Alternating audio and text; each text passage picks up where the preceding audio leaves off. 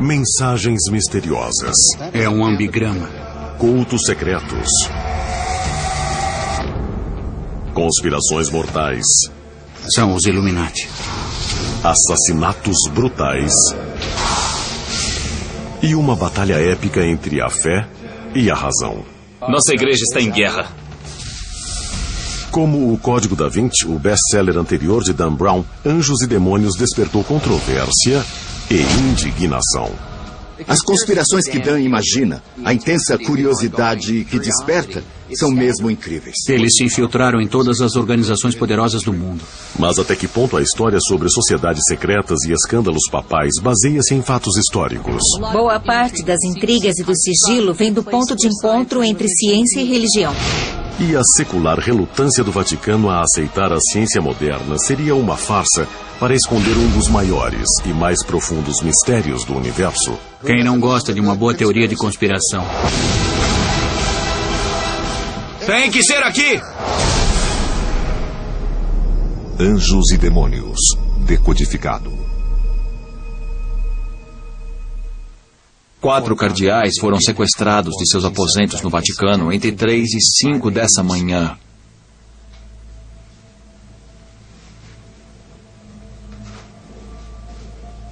Os criminosos mandaram esses ambigramas em sinal de zombaria e provocação.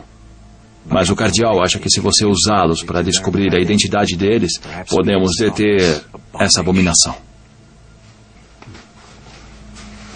Por que eu? Por causa de sua experiência, sua erudição, seu recente envolvimento com casos, digamos, misteriosos. Robert Langdon, acadêmico, aventureiro. Concebido pelo escritor de best-sellers Dan Brown, Langdon é um dos heróis mais inteligentes e cativantes da literatura e cinema modernos. Ele é o único simbologista do mundo. A estrela em sua pele é um ícone religioso pagão. Precisa entender de história, arquitetura, arte, matemática, religiões. Então está sempre estabelecendo ligações. É um mestre no enigma. É o primeiro monograma. O caminho está vivo. Com a publicação de O Código da Vinci em 2003, o personagem Robert Langdon conquistou um lugar na cultura popular como um dos maiores investigadores fictícios desde Sherlock Holmes. Entramos num universo onde pensam que isso é real. São capazes de matar por isso.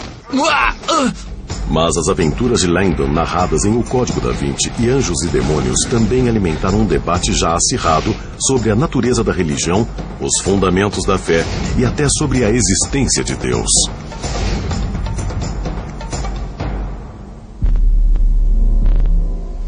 O que Dan Brown faz é combinar história com teorias de conspiração sobre as quais ele leu. Ele raramente as inventa, ele extrapola a partir delas.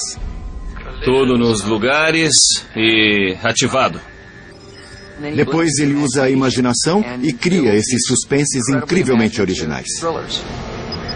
A história de Anjos e Demônios envolve o roubo de um dos dispositivos explosivos mais letais jamais criados, capaz de liberar a energia de uma bomba atômica de 5 quilotons. A bomba aniquilará não só um conclave de cardeais que elegerá o próximo Papa, mas a cidade do Vaticano. A Igreja Católica pode ser destruída. Como Dan Brown sugeriu em Anjos e Demônios, há forças do mal tentando destruir a Igreja Católica. E ficamos pensando, quem são essas forças do mal exatamente? Eu aprecio o fato de que Dan Brown é muito habilidoso em entreter fatos que sabemos ser verdadeiros e com fins dramáticos. Sim, mas eu fico numa situação em que as pessoas me perguntam, nossa, tudo isso é verdade? A igreja certamente diria sim. Forças do mal estão sempre tentando atacar a cristandade. Satã está sempre tentando se opor a Cristo.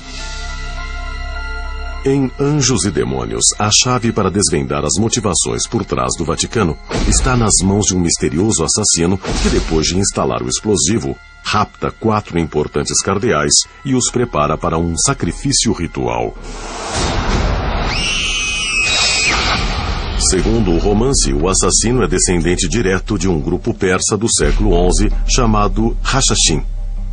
Esses matadores de aluguel prosperaram durante as cruzadas cristãs e deram origem ao termo moderno assassino. Segundo a lenda, os membros do grupo cumpriam suas incumbências sob o efeito do haxixe, daí seu nome, Hashashin. Os assassinos, ou Hashashin, eram mercenários. As pessoas os contratavam e eram matadores muito eficazes. Eles faziam o serviço sujo. Os assassinos eram uma seita militarista cuja tarefa era matar outras variedades de muçulmanos que eles viam como hereges. Muitas vezes um assassino era mandado para a corte de um governante muçulmano. Ficava lá como um tipo de espião durante muitos anos, alçando-se até posições de maior autoridade. Até que um dia recebia uma mensagem dizendo para matar o governante, e ele fazia exatamente isso. Matavam com uma espada, geralmente em público, muitas vezes numa mesquita. A ideia era que fosse um espetáculo público para incutir medo, semear terror nos corações e nas mentes dos adversários dos assassinos. Em Anjos e Demônios, o funesto trabalho dos assassinos não é feito numa mesquita, mas em igrejas por toda Roma. Mas o próprio Vaticano é alvo de uma exclusiva bomba-relógio roubada de um laboratório secreto chamado CERN. O tubo contém uma substância explosiva chamada antimatéria. A antimatéria está suspensa aí. As partículas estão separadas de cada lado. Mas se saírem da suspensão e entrarem em contato com a matéria no fundo do tubo, as forças opostas se aniquilariam violentamente. E como é que podem sair da suspensão? A bateria acaba. E vai acabar antes de sairmos. Essa substância será consumida pela luz.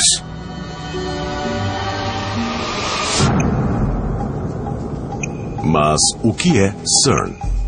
Fundado em 1954 por uma coalizão de 12 países da Europa Ocidental, o CERN realmente existe e é um laboratório de física e centro de pesquisa localizado em Genebra, Suíça. No início, a organização se dedicou à pesquisa atômica, mas tornou-se mais famosa no começo dos anos 90, quando os cientistas Tim Berners-Lee e Robert Cailliot inventaram simplesmente a World Wide Web.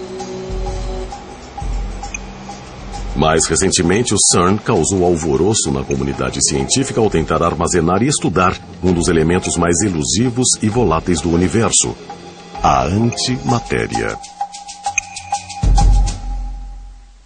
Nós somos feitos de matéria. A matéria é feita de pequenas partículas, com nomes esquisitos como elétron, próton.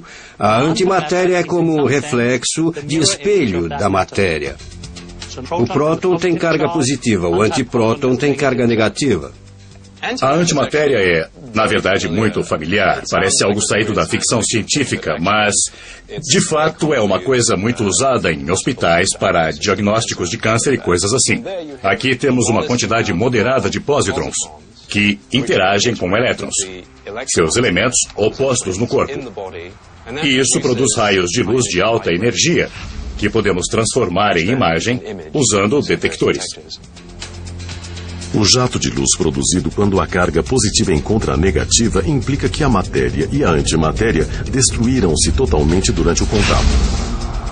A ciência chama esse processo de aniquilação. Você também pode usar a palavra destruição, mas aniquilação tem o sentido de que não resta nenhum material depois, foi todo radiado. Como a antimatéria não existe naturalmente em nosso mundo, o único modo de estudá-la é criando-a. No CERN, há uma máquina chamada Alpha, que produz uma forma específica de antimatéria, anti-hidrogênio. Este aparelho tem duas facetas. Esta parte do aparelho está relacionada aos antiprótons. No lado esquerdo dessa máquina está a fonte de pósitrons. Nós os colocamos juntos nesse aparelho. Os antiprótons e os pósitrons se misturam e o resultado é anti-hidrogênio. Nós armazenamos antimatéria tal como é descrito no livro. Usamos campos elétricos e campos magnéticos para manter as antipartículas carregadas longe da matéria. ficam suspensas para não aniquilarem e desaparecerem. Em Anjos e Demônios, o assassino rouba um tubo contendo antimatéria. Mas uma porção tão pequena de antimatéria poderia mesmo destruir algo tão vasto como o Vaticano? As explosões de antimatéria são interessantes, porque os produtos são muito diferentes de uma explosão normal. Na explosão normal, o que acontece é que a matéria que está comprimida nos objetos, por exemplo, na dinamite, literalmente voa para todo lado. Esquenta o ar, que se afasta numa velocidade muito alta. Isso provoca uma onda de choque que atinge prédios. Numa colisão de matéria com antimatéria, a primeira coisa que acontece é que a matéria e a antimatéria se aniquilam completamente. Isso significa que se transformam em energia. Apenas raios X são produzidos. Por que isso é perigoso? Os raios X podem esquentar o ar e ocorrem os mesmos efeitos de uma explosão química. O ar fica muito quente e se expande rapidamente. Acontece uma onda de choque e talvez derrube prédios.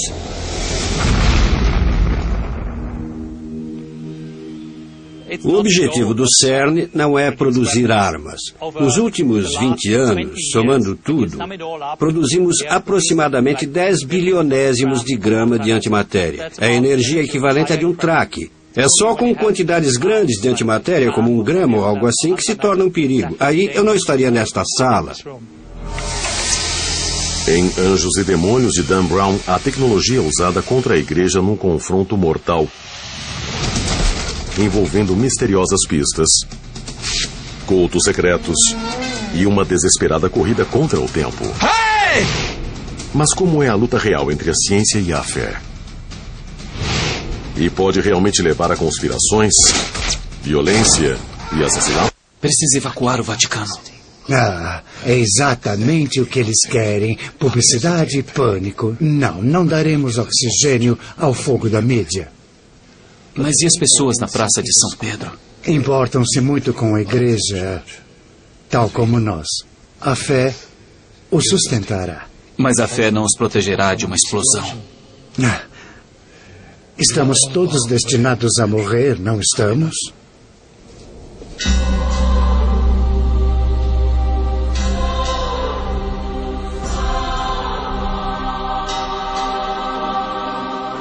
Em Anjos e Demônios, a bomba de antimatéria é programada para destruir não só o Vaticano, mas também 200 cardeais reunidos a portas fechadas durante um dos rituais mais misteriosos e secretos do catolicismo: o conclave. O conclave ocorre após a morte do Papa. Os cardeais se reúnem para escolher o novo Papa. E os cardeais se trancam durante horas e horas de cada vez na Capela Sistina. Sem câmeras, sem gravadores, sem ninguém de fora. Ninguém sabe o que acontece lá. Eles ficam trancados no conclave para concluírem logo. E nos últimos 400 ou 500 anos, os cardeais devem guardar segredos sobre o que acontece no conclave.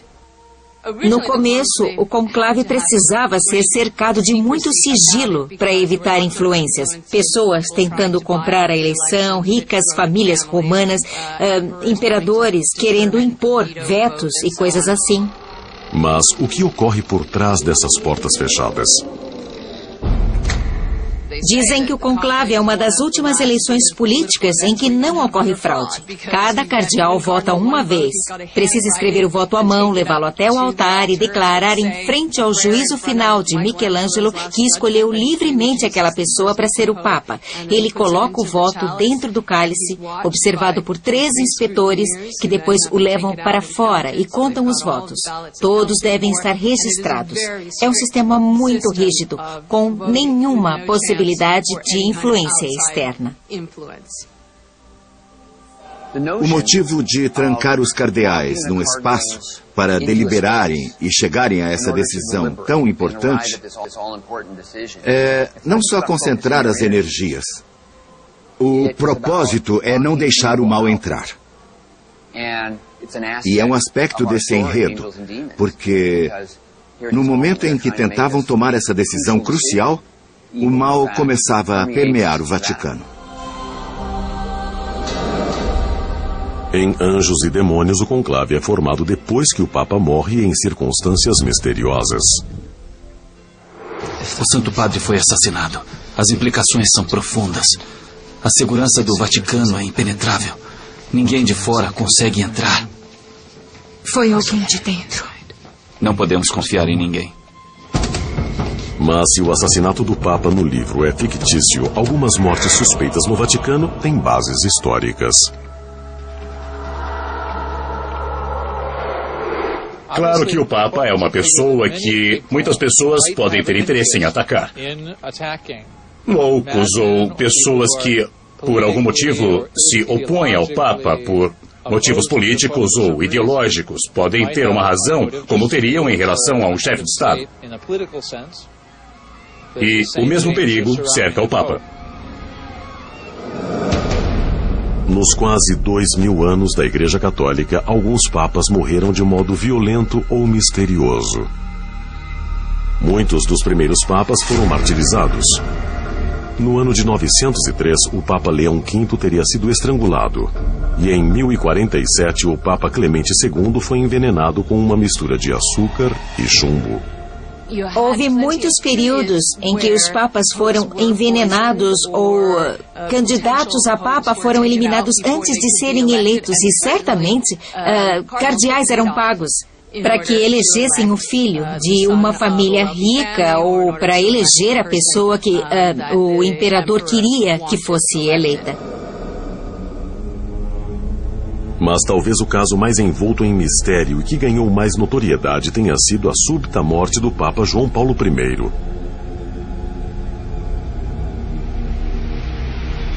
Eleito em agosto de 1978, ele morreu apenas 33 dias depois. Como eles não podiam dizer que ele tinha sido encontrado por uma freira, a versão oficial era que ele fora encontrado por seu secretário particular. Seja como for, começaram a correr boatos de que ele fora envenenado.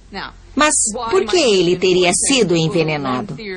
Uma teoria era que ele tentava se livrar de influências maçônicas no Vaticano e tinha uma lista de membros da maçonaria que eram padres no Vaticano.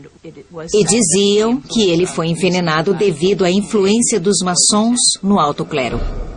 O Vaticano, obviamente, concluiu que tinha sido um ataque cardíaco e acabou.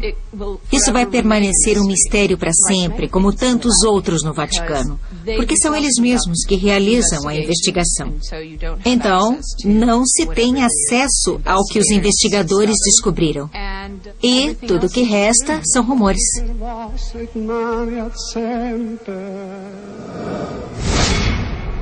Em 13 de maio de 1981, o Papa que o sucedeu, João Paulo II, foi ferido com um tiro na Praça São Pedro por um assassino turco chamado Mehmet Ali Aja. O evento chocou o mundo e obrigou o Vaticano a reavaliar suas medidas de segurança.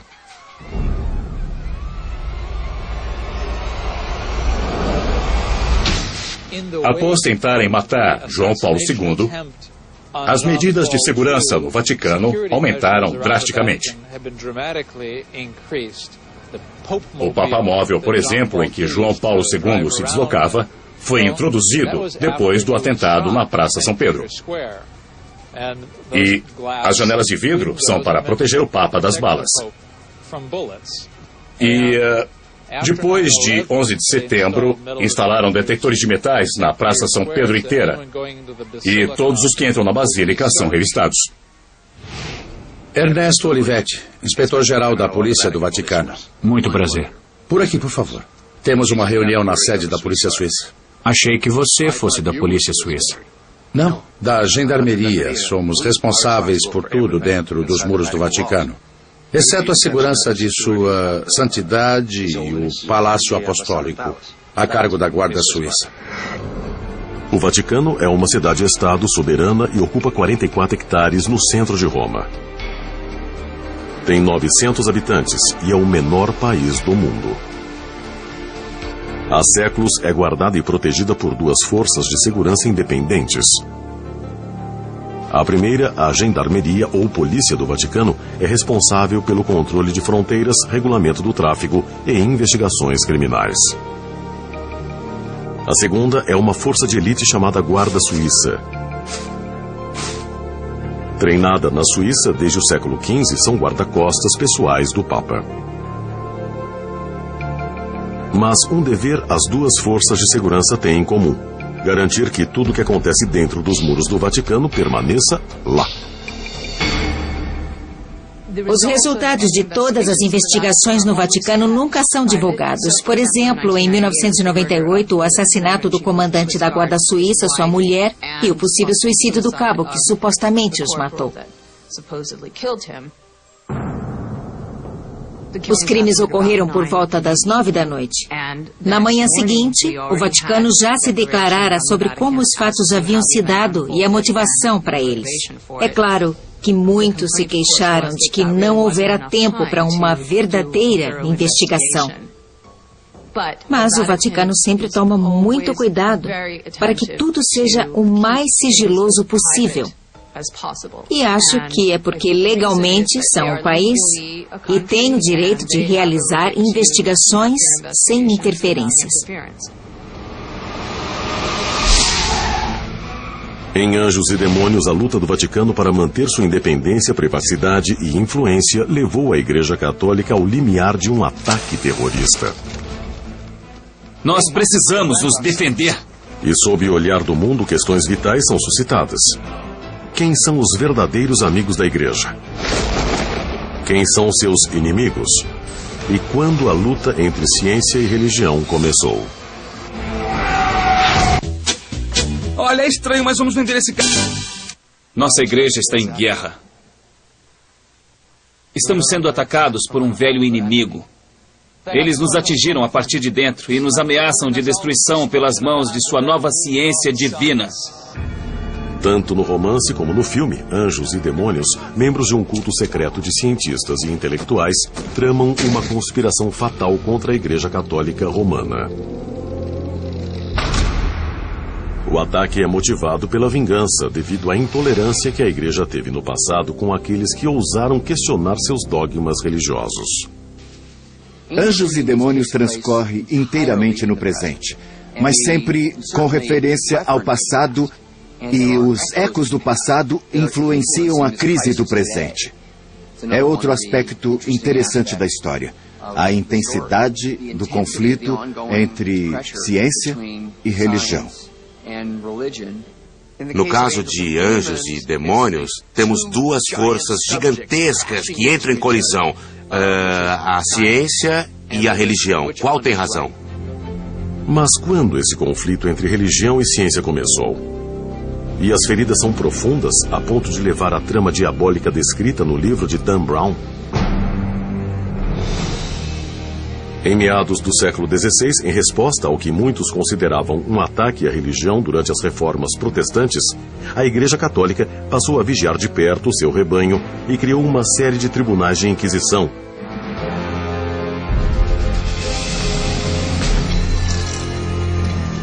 Esperavam que esses organismos de investigação, compostos pelo clero, expulsassem a heresia e zelassem pelas almas dos fiéis.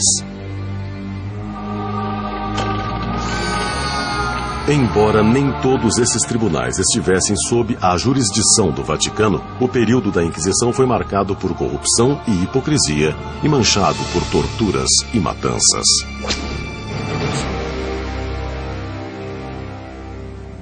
Se alguém se atrevesse a falar mal da igreja, muitas coisas podiam lhe acontecer. Se tivesse sorte, seria enforcado, mas eles não gostavam, porque era muito rápido. Preferiam a fogueira. Às vezes queimavam a pessoa de propósito muito lentamente. Tiravam da fogueira durante meia hora. Depois colocavam de volta. Era o tipo de coisa que você podia esperar.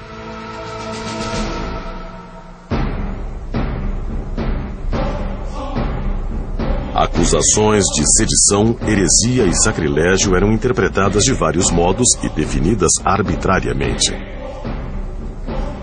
Para alguns, era qualquer dúvida quanto à palavra de Deus conforme está na Bíblia. Tudo que não fosse a interpretação oficial podia levar à prisão ou à morte. E durante o século XVII, as maiores ameaças contra a Igreja e seus ensinamentos vinham do mundo da ciência.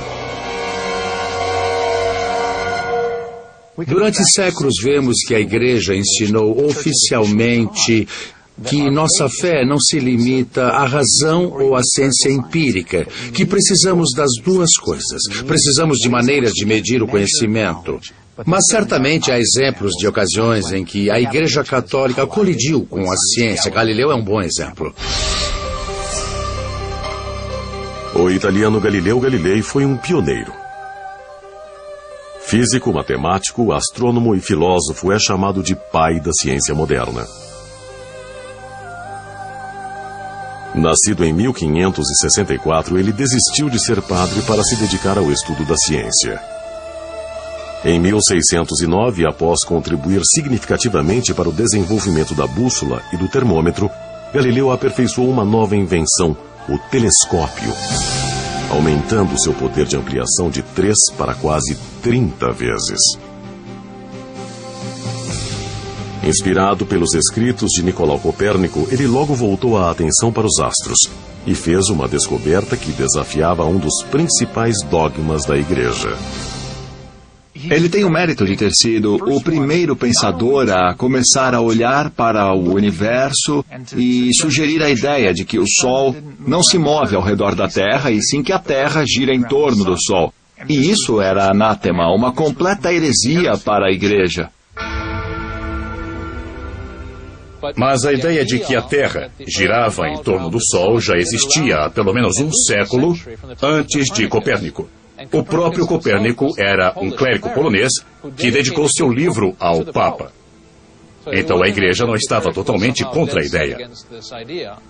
O problema da Igreja com Galileu era que ele usou uma nova tecnologia, uma autoridade rival para explicar o universo. Galileu parou de usar apenas a religião, e a Igreja Católica não gostou nada disso.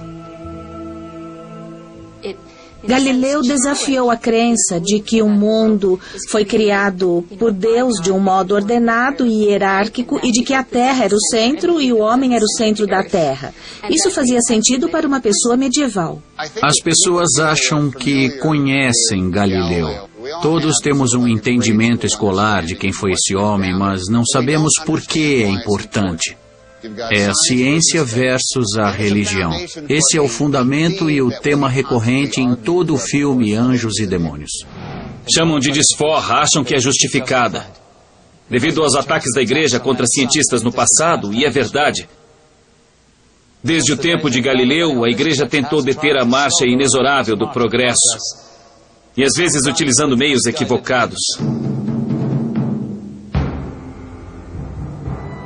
No século XVII, quem pensava fora das normas aceitas podia ser chamado pela Inquisição. A pessoa tinha a chance de abjurar, mas se não desistisse de suas opiniões, a punição podia ser muito severa, seja a prisão ou, na pior das hipóteses, a morte na fogueira no Campo dei Fiori.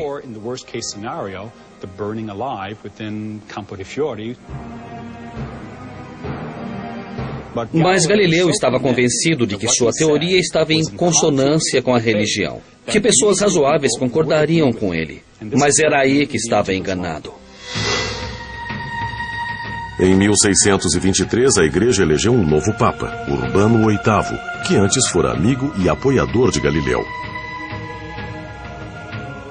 Encorajado por esse fato, o cientista começou uma pesquisa que levou à publicação de sua obra mais famosa, Diálogo sobre os dois maiores sistemas do mundo. Por ordem de Urbano VIII, a Inquisição o prendeu. E era impossível o acusado discutir com a Inquisição e convencer os juízes de que estava certo. Basicamente, a Inquisição já decidira que ele era culpado, e após 4 audiências, Galileu recebeu a oportunidade de abjurar e ele o fez. Renunciou sua visão em relação ao sistema de Copérnico e renegou publicamente algo que vinha falando havia 3 décadas. Galileu passou o resto da vida praticamente em prisão domiciliar. tentando conciliar a ciência, sua visão do mundo e a visão do mundo que a igreja lhe impunha. Ele ficou em prisão domiciliar, primeiro na Vila Médici, em Roma, e depois em Arcetri, onde pôde continuar o seu trabalho intelectual, sua correspondência e publicações. Mas, ao mesmo tempo, ele ainda era um tipo de figura pública, e as pessoas faziam verdadeiras peregrinações para visitá-lo. Então, Galileu, depois do julgamento, não defendia mais essas visões publicamente, mas a portas fechadas falava de suas ideias mais livremente. Galileu morreu ainda em prisão domiciliar, em 8 de janeiro de 1642, aos 77 anos de idade. Mas quando o duque da Toscana, Ferdinando II, quis erguer um monumento sobre o túmulo do grande cientista, foi duramente repreendido pelo Papa Urbano VIII. Ainda considerado um herege, Galileu teve direito a apenas um enterro modesto sob a torre da Basílica de Santa Croce, e seus livros continuaram banidos durante quase um século. A morte de Galileu o tornou um mártir do pensamento científico. A luta travada por Galileu desempenha um papel fundamental no filme, um papel realmente crucial. E tudo começou com algo que sabemos que de fato aconteceu. A opressão da igreja em relação aos que enxergavam além dos dogmas da época. Mas, como sugere Anjos e Demônios, Galileu teria realmente inspirado uma série de cultos mortais cujos membros não se detêm diante de nada para vingá-lo? Radicais que acreditam que a ciência é o único Deus verdadeiro? É um ambigrama com a mesma imagem para frente e para trás. É um símbolo clássico, como o Yin e o Yang. Mas isto é uma palavra. Este símbolo ambigramático dos Illuminati tem sido considerado um mito há 400 anos.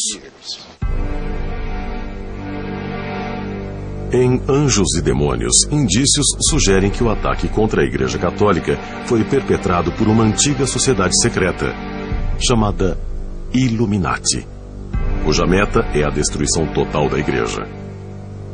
Mas esse grupo realmente existiu? E caso tenha existido, de fato permaneceu oculto por mais de 400 anos? A própria palavra Illuminati significa iluminado, esclarecido. Os Illuminati faziam parte de vários tipos de sociedades secretas que eram quase cultos. Nas religiões pagãs, o culto a Dionísio, por exemplo, era um tipo secreto de culto. Era preciso ser iniciado nos mistérios. Até mesmo no cristianismo temos os gnósticos, parecidos com os Illuminati. O termo significa que podiam conhecer a verdade do universo ao se iluminarem. Então, os Illuminati de Anjos e Demônios, de Dan Brown, na verdade seriam aqueles que são iluminados com o conhecimento, que conhecem os segredos do universo. Segundo o best-seller de Dan Brown, o modo com que a igreja tratou e oprimiu Galileu foi a principal motivação que levou muitos cientistas, intelectuais e filósofos a formarem o Illuminati. O livro até sugere que o próprio Galileu foi um dos fundadores. Havia pessoas com ideias progressistas, heterodoxas, e quem tinha ideias progressistas podia sustentá-las, podia falar com pessoas igualmente abertas. E foi o que o Galileu fez. Ele pertencia a um grupo muito conhecido de cientistas, a Academia de Linceau. Também pertenceria a um grupo clandestino sem uma identidade? Desde o início da Idade Média, cultos e sociedades secretas teriam sido fundados com o fim de promover a ciência e a razão.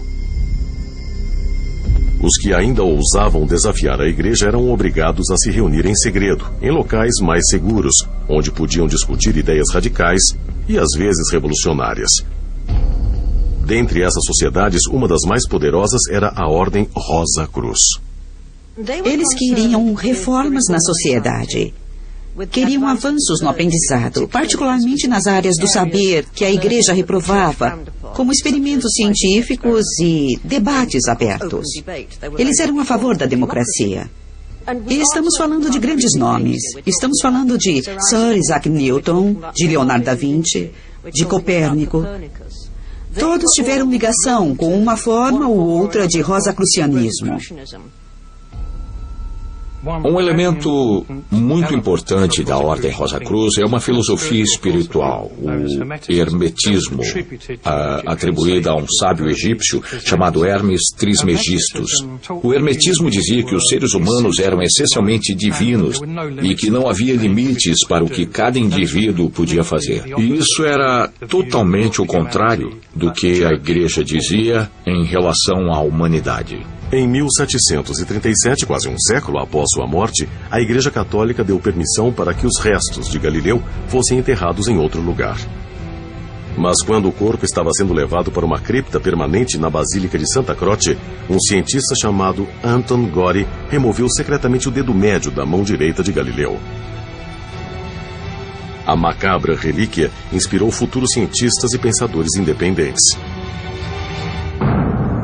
E ainda pode ser vista hoje no Instituto e Museu de História da Ciência em Florença, Itália.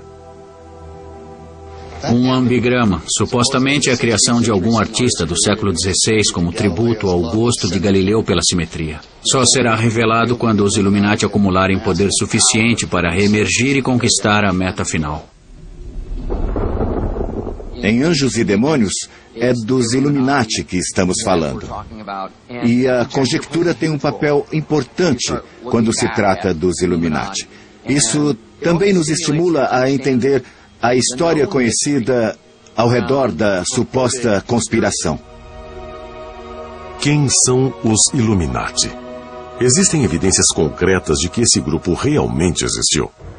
A Ordem Illuminati foi fundada em 1776 por Adam Weishaupt, professor de Direito Natural e Canônico numa universidade da Bavária. No começo, ele a chamou de Ordem Perfectibilis. A meta era aperfeiçoar as pessoas por dentro para que pudessem influenciar o mundo externo e o aperfeiçoar. Essa era a sua intenção. Não era exatamente um grupo religioso, era uma sociedade secreta, mas tinha motivações políticas. Weishaupt era um militante do ateísmo, também muito influenciado pelas ideias iluministas sobre política. Ele era contra a monarquia e creio que até mesmo anarquista. Não parecia acreditar em governo nenhum e era contra a igreja. Weishaupt queria derrubar as figuras de autoridade, quer fossem políticas ou religiosas, para reformar a sociedade de modo com que todos fossem iguais. Eram ideias revolucionárias na época e ainda são hoje. Os Illuminati na Bavária surgiram devido ao horror inspirado pela repressão da Igreja Católica, que era extrema.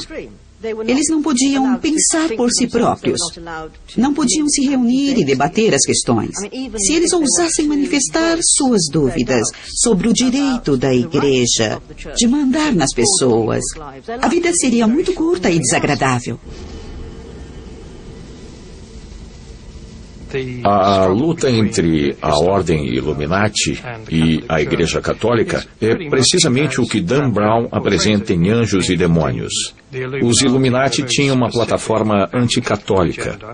Uma das metas da organização era derrubar o poder da Igreja Católica e dos jesuítas, em especial na Bavária. Quando Weishaupt convenceu um importante diplomata, o barão Adolf Franz Friedrich Koenig, a integrar a organização em 1780, o número de membros subiu de poucas centenas para quase 2.000. Era óbvio que a reforma desses governos havia se tornado cada vez mais difícil, se não impossível. E então, quando os Illuminati surgiram na Alemanha, as autoridades os perseguiram com grande tenacidade. Prenderam todos que conseguiram localizar e acharam que era uma conspiração de proporções internacionais. Quando as alegações e rumores sobre as atividades do grupo aumentaram, o governo da Bavária ordenou que as casas dos membros suspeitos fossem revistadas. A operação obteve inúmeros documentos secretos do grupo, inclusive seus estatutos, uma lista parcial de seus membros, tabelas com seus símbolos secretos e várias insígnias e até detalhes sobre a cerimônia de iniciação do grupo. A reação do governo foi rápida e brutal. A organização foi proibida. Muitos membros foram perseguidos e presos. O próprio Weishaupt precisou se exilar, pois mais cedo ou mais tarde as autoridades o notariam. Mas a ordem logo foi suprimida. Em 1784, o Duque da Bavária, com o forte apoio da Igreja, promulgou um decreto pedindo a execução de quem recrutasse membros para os Illuminati. Os que se deixaram recrutar tinham todos os seus bens confiscados e eram condenados ao exílio perpétuo. Os Illuminati foram suprimidos pelos governantes da Bavária. Eles perseguiram todas as sociedades secretas que consideravam perigosas. Nesse caso, se os Illuminati tivessem conquistado suas metas, teriam derrubado o governo e o Estado da Bavária. Então, de certo modo, foi sensato persegui-los. Para manter seu status quo, a Igreja queria suprimir os Illuminati. Para poder proteger seu território e conseguir manter o status quo, foi capaz de ir muito longe. É um clássico dilema entre protagonista e antagonista. É muito importante em Anjos e Demônios. Eles vieram se vingar. Para alguns especialistas, certos membros do grupo Illuminati sobreviveram na clandestinidade. Mas para onde foram? Teriam se infiltrado em outra organização secreta e ainda mais poderosa? E igualmente envolta em mistério? E que se encontra bem debaixo dos nossos olhos?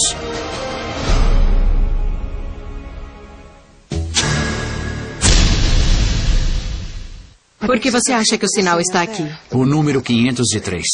Eu vi inúmeras vezes, em cartas dos Illuminati.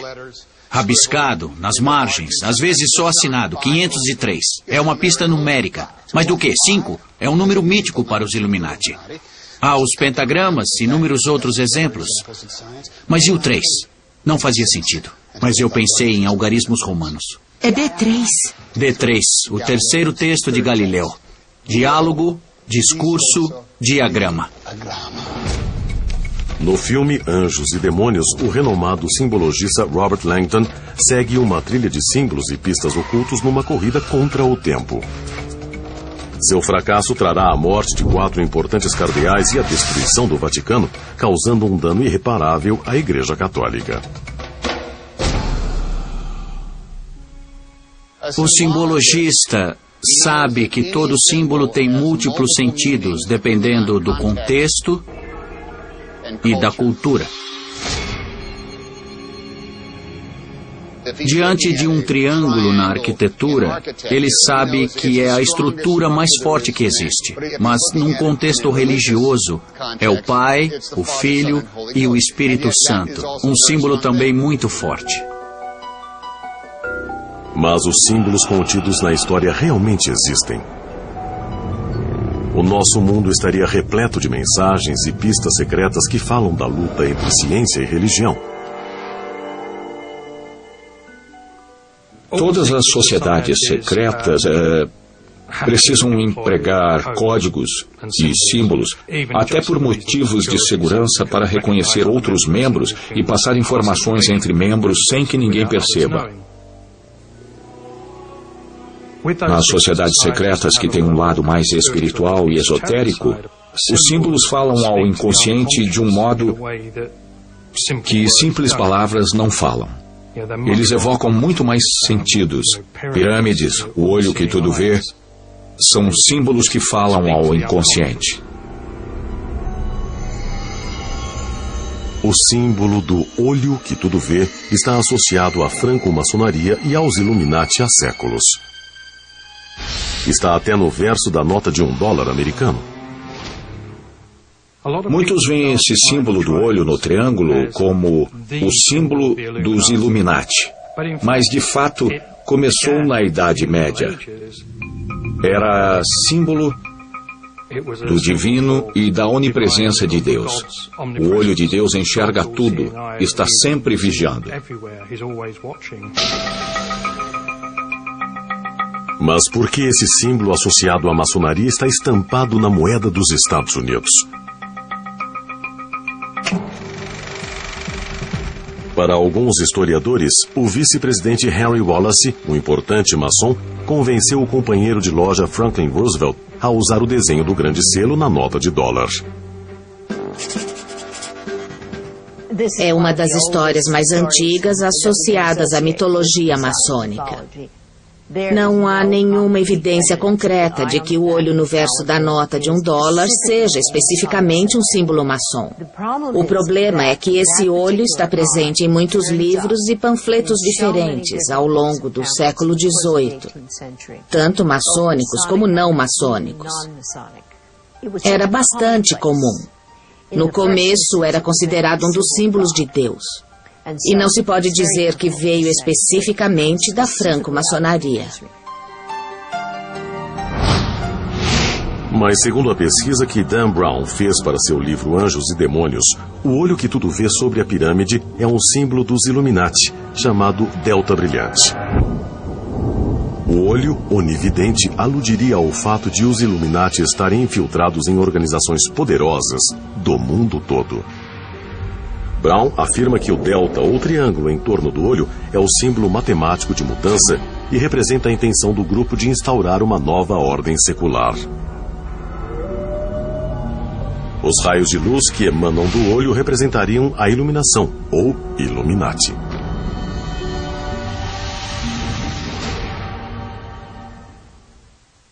Um dos aspectos da criptologia que Anjos e Demônios ilustra muito bem é o fato de pertencer a um grupo separado do mundo exterior, porque só você conhece o segredo e há pessoas no mundo de fora querendo entrar.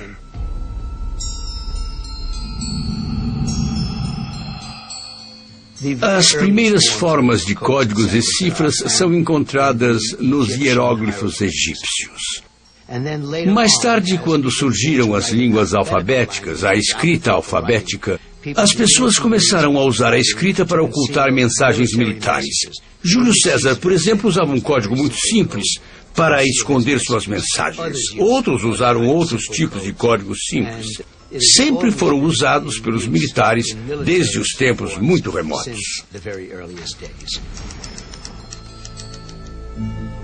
No século XIII, o monge e cientista inglês Roger Bacon desenvolveu 7 métodos de cifras, alguns dos quais foram adotados por grupos clandestinos como os Illuminati.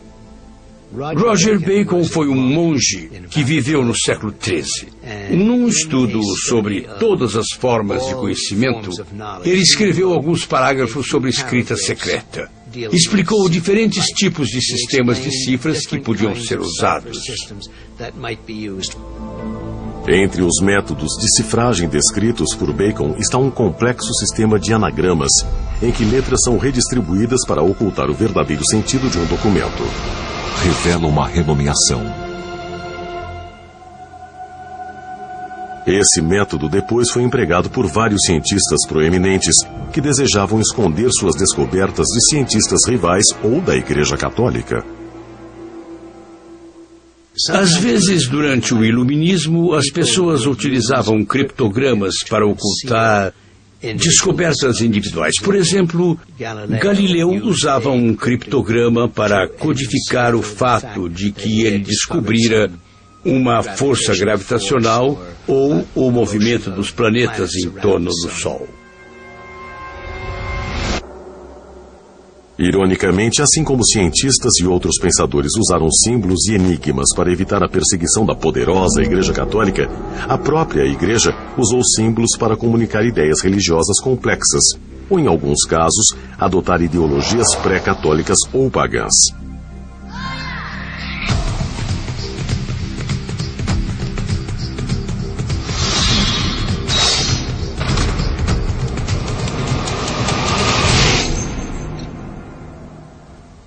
Nós vamos destruir seus 4 pilares. Marcaremos os cardeais como sacrifício. Marcá-los. É outra lenda dos Illuminati. Essa diz que existe uma série de 5 marcas. Cada uma é um ambigrama. Os 4 primeiros são os elementos básicos da ciência: terra, ar, fogo e água.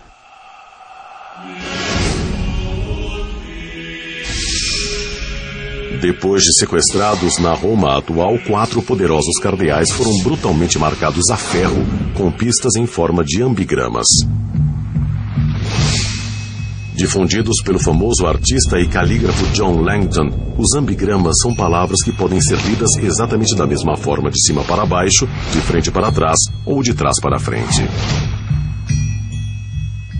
E foi justamente o dom de Langton para símbolos e jogos de palavras que inspirou o autor Dan Brown a batizar seu protagonista de Robert Langton. Em Anjos e Demônios, vários grupos diferentes usam códigos para se comunicar secretamente sobre atividades nefastas, sobre crimes como assassinatos. As pessoas se interessam por segredos, querem desvendá-los, e os códigos, que são um método de comunicar segredos, desempenham um papel importante na vida das pessoas, saibam ou não. Podem apenas cochichar em vez de falar em voz alta, e esse parece ser o apelo de códigos e livros como Anjos e Demônios. Anjos e Demônios trata em grande parte do entendimento de símbolos e o que significaram ao longo da história e significarão no futuro. Mas palavras e símbolos não são os únicos meios de ocultar segredos ou dar pistas. Um mestre Illuminati desconhecido? Algumas mensagens subversivas podem estar escondidas à vista de todos.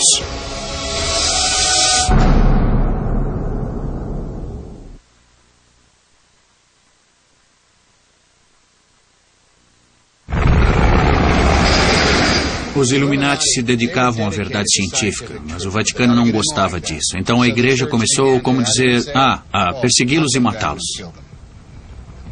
Levou-os à clandestinidade e formaram uma sociedade secreta. No final do século XVIII, membros da Ordem Illuminati sabiam que para escapar da perseguição do governo e da Igreja Católica, precisavam cair na clandestinidade. Segundo estudiosos, membros sobreviventes encontraram abrigo numa organização rival, a Franco-Maçonaria. De fato, o fundador do Illuminati, Adam Weishaupt, já era um membro da maçonaria. Entrara para a confraria um ano após fundar o Illuminati. A estratégia que os Illuminati adotaram era se infiltrar na franco-maçonaria. Eles raciocinaram que, se conseguissem dominar a maçonaria, poderiam usá-la como disfarce, como meio de recrutar novos membros. Mas por que os Illuminati escolheram a maçonaria como meio de sobrevivência? Algo nessa organização a tornava um disfarce perfeito? Os sucessores de Weishaupt na ordem claramente achavam que a maçonaria era um grupo próximo a eles. Era o ideal de uma sabedoria nova e superior, oculta há séculos, reprimida principalmente pela Igreja, que não podia tolerar de modo algum o modo de pensar racional e razoável do iluminismo. Ninguém sabe ao certo de onde veio a maçonaria. As primeiras referências históricas são de aproximadamente 1640, mas essas referências tornam muito claro que a franco-maçonaria, como uma sociedade ou rede de sociedades, já existia muito tempo antes disso. Não sabemos desde quando, não sabemos como surgiu. Existem apenas teorias. Segundo a mitologia da franco-maçonaria, o primeiro maçom livre da história foi um mestre de obras chamado Hiram, que trabalhava construindo o Templo de Salomão. Devido à sua influência junto ao rei, seus irmãos desleais voltaram-se contra ele, o assassinaram. Portanto, o culto teria crescido em torno de Hiram. E os maçons adotaram como símbolo o Templo de Salomão, inspirados no arquiteto do antigo templo judeu. Outro símbolo importante são as ferramentas da maçonaria em pedra, principalmente o quadrado e o compasso, usadas para medir um bloco de pedra para erguer um prédio perfeito. São símbolos de como viver uma vida de retidão, de virtude. A maioria dos registros históricos relativos à ordem indica que a maçonaria atuava como uma guilda no começo da Idade Média. Dividida em grupos chamados lojas, possibilitava que talhadores de pedras e construtores trocassem e protegessem conhecimentos secretos ligados a seu ofício. Em 1717, 4 lojas da Grã-Bretanha se uniram e formaram a primeira grande loja unida. Foi então que chamaram a atenção da Igreja Católica. A Igreja Católica Romana via na franco-maçonaria um tipo de organização que parecia muito perigosa, porque aos olhos da Igreja, a maçonaria imitava formas religiosas. Parecia uma nova religião.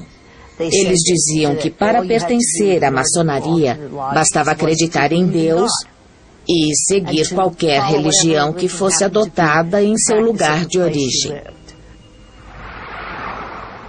Na época, o deísmo era muito popular entre os intelectuais. A ideia de um Deus criador, um Deus que existia em algum lugar, mas que, tendo criado o universo, afastou-se e deixou-o continuar sozinho. Essa é a base da figura divina na franco-maçonaria.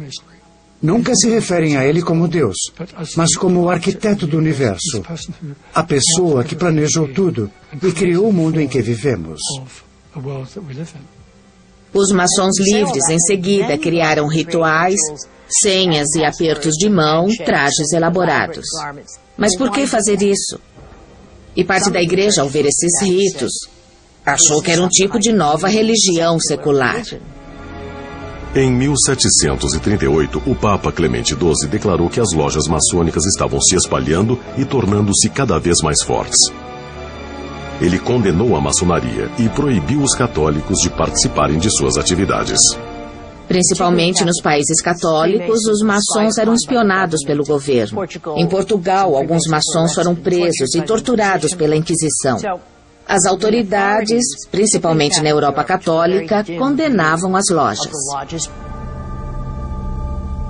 Mas, apesar dos esforços da Igreja, a maçonaria continuou a se espalhar pela Europa e o Novo Mundo, e rumores sobre a influência e as conspirações dos Illuminati começaram a brotar. Eles controlaram a maçonaria na Bavária. E isso favoreceu os desígnios dos opositores dos Illuminati. Podiam começar a dizer que a franco-maçonaria e os Illuminati eram a mesma coisa. Portanto, os Illuminati ainda existiam. Mas os Illuminati eram infiltrados. Penetraram todas as organizações poderosas do mundo, até o Vaticano, ocultando-se em plena vista. Algumas pessoas acham que a trilha dos Illuminati leva à maçonaria. Outros acham que a organização morreu e renasceu 2 ou 3 vezes. Quando começamos a falar de conspirações no passado, podemos imaginar quantas armações diabólicas ocorreram e nunca foram registradas. Não sabemos o que realmente aconteceu por trás desse véu de segredos. Essa mitologia de que os maçons livres tramavam conspirações, tinham poderes secretos, emergiu no final do século XVIII, sob o impacto da Revolução Francesa, quando os opositores da Revolução afirmavam que esta fora resultado de uma conspiração entre os líderes do Iluminismo e os maçons livres. Muitos viram a influência da maçonaria por trás de eventos mundiais, tais como a Revolução Americana, a formulação de sua Constituição, a Declaração da Independência. Muitos que participaram de tudo isso eram maçons. Devido aos ideais de igualdade, de liberdade individual, eles compartilhavam de um interesse e de um idealismo comuns. A pergunta que sempre surge é: bom, seria um bando de conspiradores que escolheram uma loja maçônica como disfarce, ou seria uma loja maçônica que decidiu partir para tomar o poder? Além de George Washington, mais de meia dúzia de presidentes americanos foram maçons livres, como Andrew Jackson, Theodore Roosevelt, Franklin Roosevelt, Harry Truman e Gerald Ford. Alguns afirmam que George Washington, ao lado de Thomas Jefferson, supostamente membro dos Illuminati, planejou que a capital da nação, Washington, D.C., fosse construída numa forma simétrica que lembra um pentagrama maçônico. Os propósitos ocultos das pessoas e tudo o que elas são capazes de fazer para concretizar esses propósitos e implementar mudanças fazem parte da história. E a ideia de usar conspirações comprovadas ou teóricas que teriam ocorrido no passado como base para um livro de suspense moderno é mesmo muito interessante. Mas existiriam outras evidências ocultas da influência dos maçons e dos Illuminati? Uma influência que molda a história em segredo há séculos? O caminho está vivo. E se for assim, a trama de Anjos e Demônios pode estar mais próxima da verdade do que imaginamos? No Top Shot Ganhei acesso aos arquivos do Vaticano. Professor, eu acho que este não é o momento. Requisições foram negadas várias vezes. Não, isso não tem nada a ver com o meu trabalho. O caminho da iluminação é uma trilha oculta através de Roma que leva à Igreja da Iluminação, o lugar onde os Illuminati se encontravam em segredo. Se eu encontrar o senho, o sinal que marca o começo desse caminho, as 4 igrejas ao longo dele, pode ser onde ele pretende matar os cardeais. Em sua corrida contra o tempo, Robert Langdon deve decifrar uma série de pistas complexas e ocultas com o fim de encontrar 4 cardeais sequestrados e uma bomba programada para destruir o Vaticano. Algumas pistas são verbais na forma de enigmas, poemas e criptogramas. Mas outras são mais geográficas e contêm códigos e símbolos ocultos na arquitetura, em esculturas e pinturas, todos ao longo do chamado Caminho da Iluminação, antes usado pelos Illuminati para testar novos membros. Mas haveria alguma verdade na ideia de que Roma e o Vaticano estão repletos de tais pistas? E que essas pistas teriam sido plantadas pelo arquiteto mais famoso da cidade, que, segundo Anjos e Demônios, teria sido membro dos Illuminati, Gian Lorenzo Bernini? As capelas que encontramos, as esculturas de Bernini, um mestre desconhecido dos Illuminati. Bernini. Nascido em Nápoles em 1598, Bernini era filho de um escultor. Começou a trabalhar como assistente do pai com apenas 7 anos, e ao chegar à adolescência, já recebia suas próprias encomendas de obras de arte. Bernini foi o perfeito criador de imagens do século XVII. Ele mesmo tinha uma natureza muito apaixonada, criativa e artística, como muitos jovens. Era especialmente famoso por seus casos intempestivos e seu gênio violento. Certa vez, Bernini suspeitou que sua amante Constanza Bonarelli estava tendo um caso com seu irmão. O escultor enfrentou o irmão com uma espada e mandou que um assistente cortasse o rosto de Constanza com uma lâmina. O Papa, que era seu amigo, precisou interceder pessoalmente e dizer: isso já está indo longe demais. E drasticamente, Bernini se tornou uma pessoa muito mais devota. Daí em diante, ele conseguiu conciliar seu amor pela religião católica com o seu grande apreço pelo passado pagão, que de certo modo são incompatíveis. Segundo Anjos e Demônios, Bernini desenhou 4 altares da ciência ao longo do caminho e os situou de modo a formar os pontos de uma cruz. Cada altar representava um dos 4 grandes elementos científicos: terra, ar, fogo e água. Terra, ar, fogo, água são os elementos essenciais que compõem o nosso mundo. Esses elementos foram adorados ou usados em cultos desde o começo da religião pagã, que basicamente adorava a natureza. Bernini fazia esculturas com terra, ar, fogo e água. Essa é a matéria mesma da criação artística. Pode-se dizer que fazer esculturas é uma magia alquímica. E que a matéria de sua mágica são esses elementos básicos. O local da Terra está na Capela Chigi de Santa Maria del Popolo. Quando um Kid se tornava papa, ele pedia a Bernini que terminasse a capela, o que ele fez, instalando nela 4 magníficas esculturas, incluindo a escultura de Habacuque e o anjo. O simbolismo da terra na capela Kid está nos túmulos da família Kid, que estão sob a capela em si, na terra, debaixo do que Dan Brown chama de buraco do demônio. Mas é apenas um disco no chão, que pode ser aberto para ter acesso aos túmulos embaixo.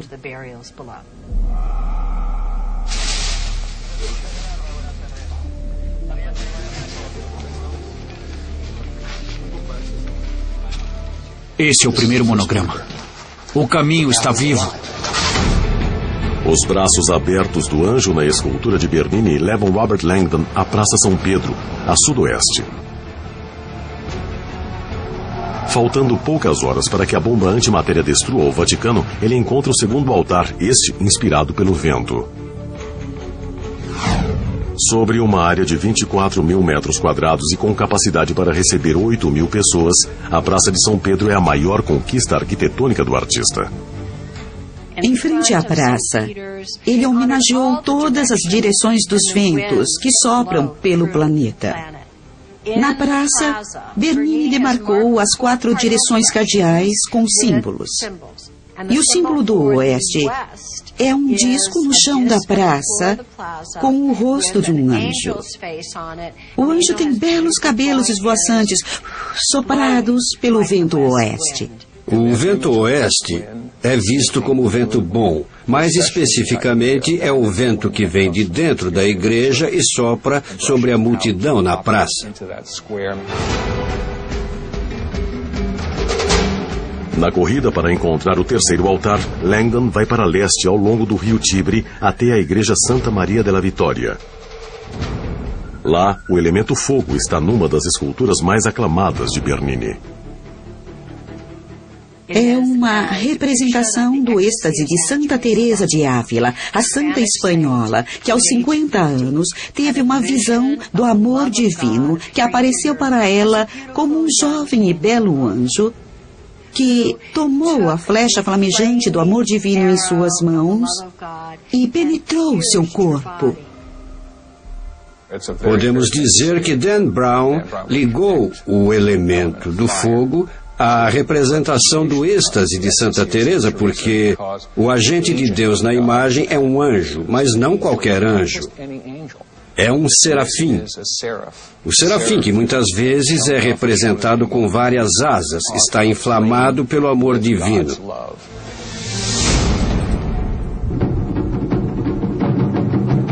Com o tempo se esgotando, Robert Langdon corre para o último ponto do chamado Caminho da Iluminação. Em busca de um local que represente o elemento água, ele encontra a Fonte dos 4 Rios, localizada na Piazza Navona. E em cada uma dessas plataformas, Bernini e seus assistentes esculpiram uma estátua para representar um dos 4 principais rios do mundo. Os 4 rios são o Ganges, representando a Ásia, o Nilo, designando a África, o Danúbio, representando a Europa, e para os recém-descobertos continentes americanos, o Rio da Prata. Na era das descobertas, essa fonte era emblemática dos novos mundos que eram descobertos a cada dia. Todas essas figuras alegóricas vertem água para encher a fonte. E no centro, no meio dessas 4 figuras gigantescas monumentais, ergue-se um imenso obelisco. Várias obras de arte mencionadas em Anjos e Demônios e que estariam associadas a Bernini, o mestre Illuminati, contêm símbolos egípcios. A questão é, por que símbolos egípcios estavam tão em voga naquela época? Pirâmides, obeliscos, hieróglifos, tudo isso? Era algo inesperado porque símbolos egípcios eram, na verdade, empregados pelos membros da Rosa Cruz. Então era a última coisa que se esperaria que o Vaticano e o Papa desejassem difundir em Roma naquele período. Vejam, em frente à igreja, um obelisco sobre uma pirâmide, o símbolo egípcio adotado pelos Illuminati. De fato, obeliscos egípcios podem ser vistos em toda a cidade e se erguem em vários locais ao longo do caminho da iluminação. Ali está o símbolo pagão, o obelisco, erguido em frente à Catedral de São Pedro. E o que está bem em cima desse símbolo pagão? Uma cruz. E a cruz lança sua sombra, lança sua luz, lança seus raios, 360 graus ao redor do obelisco. Os romanos conquistaram os egípcios, levaram os obeliscos e os reergueram para mostrar como a civilização cristã triunfara sobre essas civilizações há muito tempo mortas. Lá está ele. O obelisco na Piazza Navona também tem a pomba com o ramo de oliveira. O Papa que encomendou essa obra a Bernini era da família Panfili. O Palácio Panfili fica bem ali na Piazza Navona. E o símbolo dos Panfili era a pomba com o ramo de oliveira. Então esse Papa cobria o mundo todo com a luz de Cristo. Em quase qualquer lugar da cidade, seguindo um mapa Illuminati ou não, você vai encontrar obras de Bernini que mudaram a cidade. Ele transformou a cidade como escultor, como arquiteto e como urbanista. Existem símbolos em sua arte, porque o simbolismo é apenas um tipo de linguagem visual, que era mais importante nesse período, em especial no século XVII e antes, porque uma grande parcela da população ainda não sabia ler nem escrever. Bernini passou a vida desenvolvendo estilos arquitetônicos e obras de arte que nos permitem vislumbrar um mundo mágico e sobrenatural. A construção de uma série de praças e ruas por toda a cidade, para atrair os peregrinos de uma parte da cidade, a parte antiga, em direção à parte mais nova da cidade. Bernini se tornou o grande designer do mais belo teatro do mundo, a cidade de Roma.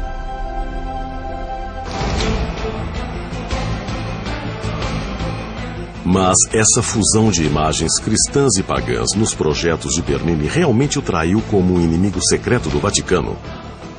E se for assim, os impressionantes símbolos evidentes em sua arte e sua arquitetura poderiam ser reunidos formando um desenho maior. Um desenho que oculta um dos enigmas mais complexos e diabólicos jamais concebidos? Olha, é estranho. Um mestre Illuminati desconhecido esculpiu 4 estátuas, prestando tributo aos 4 elementos fundamentais: terra, ar, fogo e água. E colocou essas estátuas em público em igrejas em toda Roma. Cada estátua tinha uma pista que apontava para a próxima. No final estava a Igreja da Iluminação. Quem a encontrasse era um deles. Em Anjos e Demônios, o destino final do caminho da iluminação é uma imponente fortaleza que se ergue sobre Roma há mais de 2000 anos. É o Castelo de Santo Ângelo, ou Castelo do Anjo, localizado a menos de 800 metros do Vaticano. Tanto no romance como no filme, ele é mostrado como a sede secreta da antiga Ordem dos Illuminati. Um esconderijo supostamente usado repetidas vezes ao longo dos séculos, onde eles se reuniam perto de seu inimigo mortal, a Igreja Católica, e esperavam a hora certa para atacar. Mas existiriam mesmo segredos ocultos atrás dessas paredes? E qual é o verdadeiro significado do castelo para o Vaticano? Este prédio, conhecido como Castelo de Santo Ângelo, é um símbolo muito interessante do fascínio de Roma pela vida e a morte e a vida após a morte. Porque esse prédio foi construído há quase 2000 anos como uma tumba monumental. Foi onde o imperador Adriano foi enterrado quando morreu em 137. A primeira transformação desse prédio ocorreu durante a Grande Peste em Roma, em 590 d.C., quando o arcanjo Miguel apareceu com sua espada flamejante. E ao desembainhá-la diante dos presentes, a peste acabou. E desse momento em diante, o prédio está ligado à cristandade. Durante o século XIV, a Igreja Católica assumiu o controle do castelo, porém por razões mais práticas do que religiosas. Devido ao estado de guerra constante que perdurou durante a Idade Média, a tumba foi transformada numa fortaleza para proteger a elite papal. Foi usada como fortaleza porque é uma construção enorme e maciça, muito fácil de defender. E é um excelente lugar para se refugiar. Também foi usada como tesouraria papal e também como prisão papal. Então é um prédio de múltiplas funções que é muito impressionante e impenetrável. Durante o século XV, os papas construíram fossos, bastiões, acrescentaram lugares para canhões. E a partir de então, quem controlasse o castelo de Santo Ângelo também controlava Roma. Durante o papado de Nicolau III, uma passagem elevada foi construída. O chamado Passetto ligava o Vaticano diretamente ao castelo e oferecia uma rota de fuga em caso de perigo.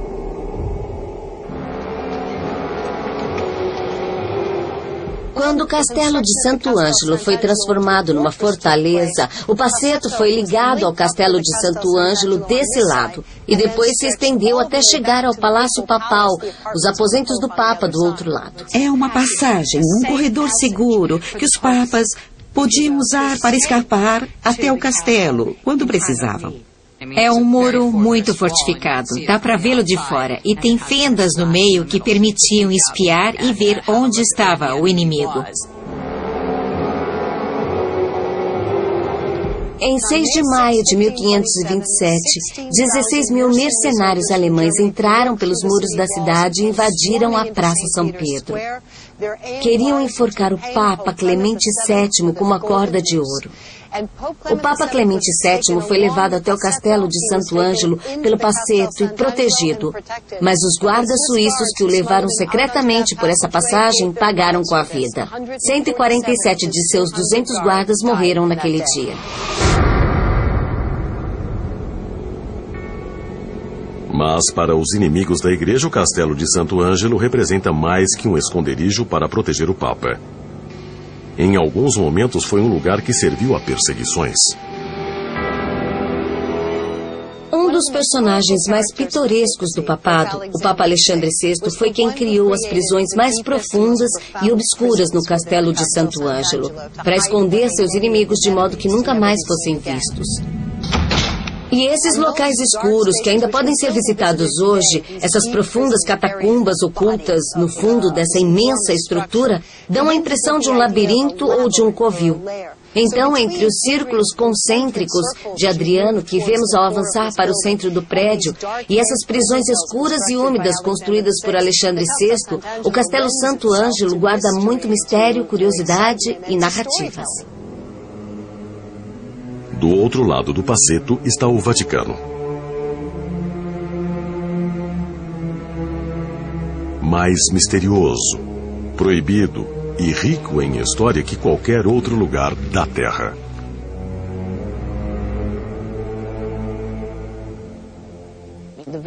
O Vaticano foi construído sobre um antigo cemitério. E claro, para a Igreja Católica, o lugar é muito importante porque, supostamente, São Pedro foi enterrado lá.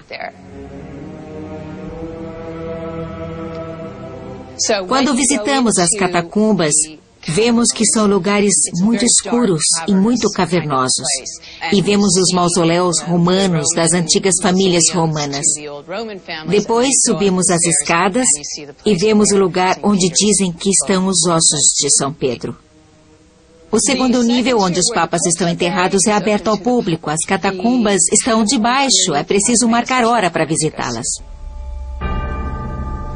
Os Illuminati chamavam essas 4 igrejas pelo termo especial Altare della Scienza. Sacrifiquem-nos nos altares da ciência. Exato.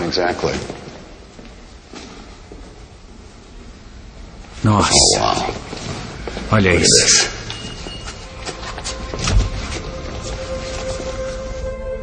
Outra área do Vaticano é tão misteriosa que seu próprio nome já mostra seu caráter proibitivo. Os arquivos secretos do Vaticano. É onde, tanto no livro como no filme Anjos e Demônios, Robert Langdon encontra pistas que podem ajudá-lo a resolver o mistério. As câmaras são hermeticamente fechadas. Os arquivos estão nos andares mais baixos. É parte da segurança. Não recomendamos estadas prolongadas. Esperarei aqui, observando você, Sr. Langdon. Mas o que realmente abrigam os arquivos secretos do Vaticano? E por que o acesso aos seus 84 quilômetros de prateleiras é tão restrito pela Igreja Apostólica Romana? Os arquivos do Vaticano são simplesmente a coleção de todos os documentos históricos existentes no Vaticano, desde os primeiros séculos do cristianismo. Eles estão abertos a estudiosos. Você pode fazer uma requisição e ir estudar os arquivos. Há muitas pessoas que dizem que o Vaticano não permite acesso completo a todos os documentos que estão lá. Alguns arquivos simplesmente ainda não foram organizados para o acesso público. Todos os arquivos do Vaticano estão sob a regra dos 100 anos, ou seja, não são abertos ao público até que 100 anos tenham se passado a partir da data, para proteger a reputação das pessoas envolvidas nessas correspondências, às vezes confidenciais. O que fazemos em nosso trabalho pastoral com os fiéis, seja numa escala muito pequena, cara a cara no confessionário, ou numa escala grande, precisa ser confidencial para proteger as pessoas que contaram seus segredos mais íntimos. Então, por sua própria natureza, isso semeia teorias de conspiração porque há mesmo sigilo. Mas esse aspecto foi exagerado. Essa igreja esconde segredos e, francamente, no mundo de hoje, o segredo se tornou um defeito. Segredos, conhecimento proibido e uma conspiração que visa a Igreja Católica. Mas o livro Anjos e Demônios, de Dan Brown, é apenas uma obra de ficção? Ou existem implicações maiores? Pistas que nos levam não apenas às antigas ruas do Vaticano, mas para bem mais perto de casa.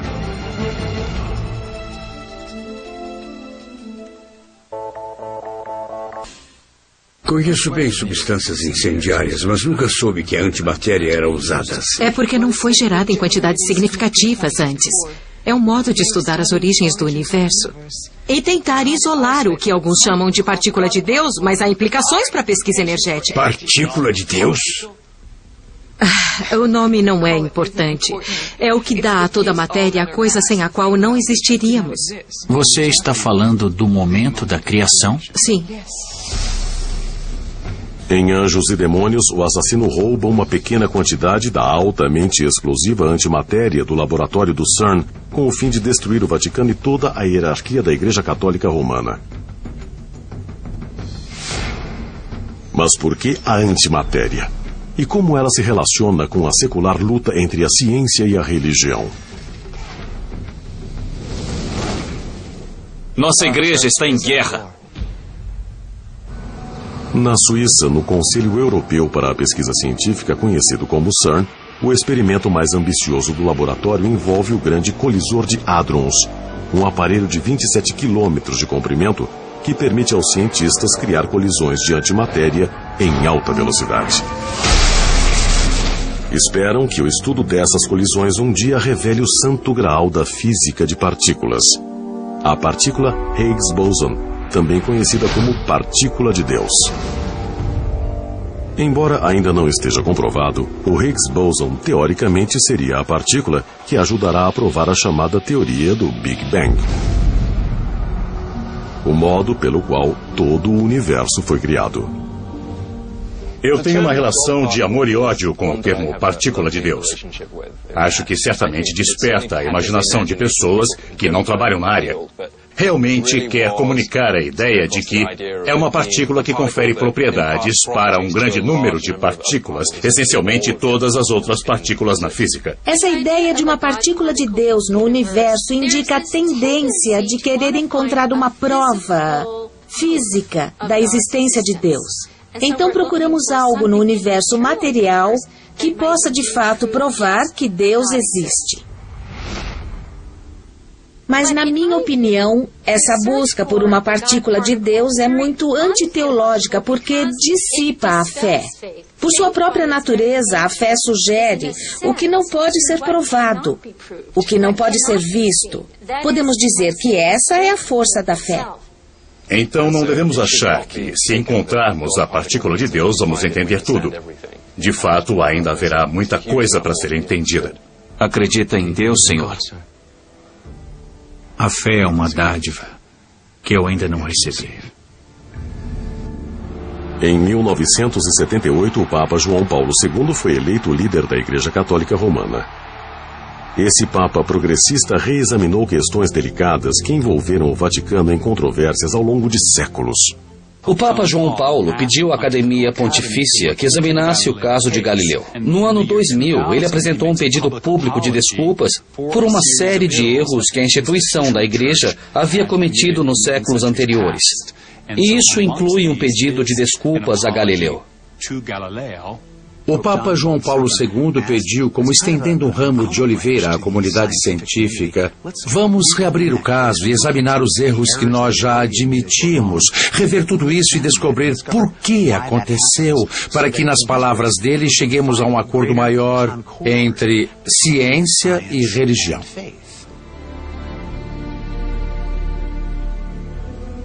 Em 2005, o Papa Bento XVI foi eleito do 165º Bispo de Roma, numa linha que permanece contínua desde o tempo de São Pedro.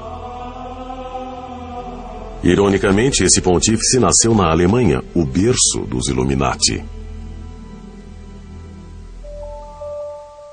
Certamente, hoje, o Vaticano está muito mais disposto a considerar mudanças e novas tecnologias e tentar incorporá-las à sua própria visão do mundo.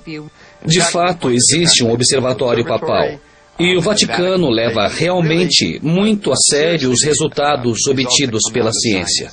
Quanto a temas como pesquisa de células-tronco, temas como clonagem, temas como eutanásia, há muito mais discussão hoje do que antes. No passado teria sido um simples não. Acho que agora o Vaticano está pelo menos interessado em ouvir quais são os limites da ciência, quais são as possibilidades nessa direção.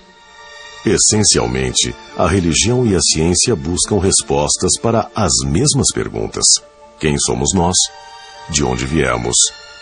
E para onde estamos indo? Eu ainda acho que os maiores desafios não virão de tecnologias específicas, da biotecnologia, mas da questão teórica geral de reconciliar a fé com a ciência. Quando começamos a pensar sobre as tensões entre ciência e religião, de onde vêm essas tensões? Acho que foi em momentos em que a religião ou a ciência esqueceram quem era melhor no que, perderam a humildade e se tornaram um pouco arrogantes. Nem toda pergunta pode ser respondida experimentalmente por medições ou testes. E não cabe à ciência explorar essas questões. Isso é para outras áreas de conhecimento humano e indagação humana. Tomás de Aquino disse tanto fé como razão. É a confluência das duas que nos permite conhecer a verdade e realmente chegar a conhecer Deus.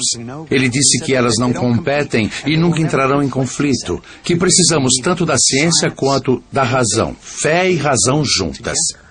Ciência e religião não são inimigos. Mas simplesmente existem coisas que a ciência é jovem demais para entender. E a igreja pediu, parem. Vão mais devagar. Pensem, esperem.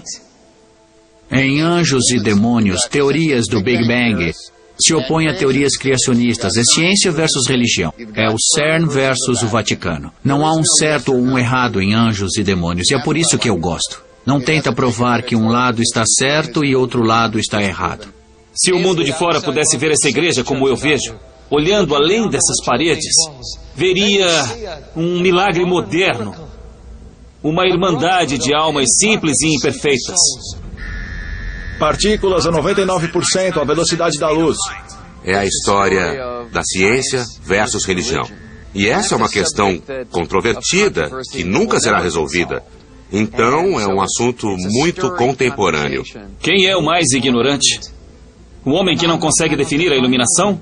Ou que não respeita seu poder natural e assombroso? Os prótons estão se movendo.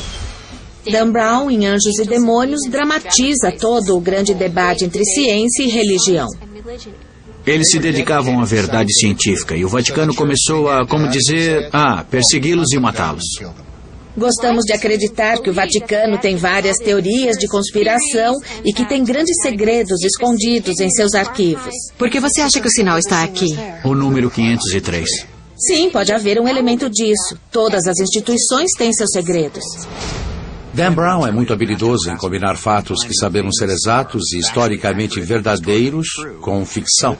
Um obelisco, o símbolo egípcio adotado pelos Illuminati. Mas chegou ao ponto em que alguém tira uma nota de $1 do bolso, vê a pirâmide de que ele fala e pergunta: então tudo que está no livro é verdade? Existem todas essas conspirações e sociedades secretas? Na minha opinião, a melhor resposta ao ler Anjos e Demônios é dizer: vou pegar um avião agora mesmo. Vou para Roma e vou ver esses lugares. Essas obras de arte, o Vaticano. Quero ver tudo com meus próprios olhos.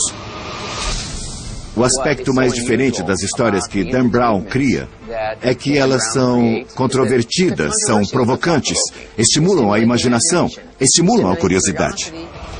O caminho da iluminação é uma trilha oculta em Roma. E nos leva a nos educar. Lá está o anjo da paz. E todos os seres humanos adoram o mistério.